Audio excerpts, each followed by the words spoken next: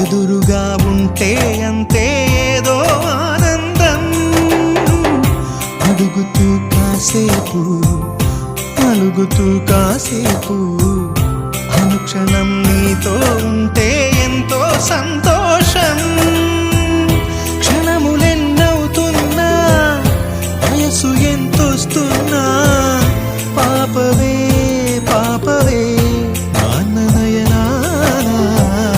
మేఘాల పల్లకి తెప్పిస్తా, లోకాన్ని కొత్తగా చూపిస్తా, వెన్నెలే తనపై కురిపిస్తా, చల్లని హాయినందిస్తా.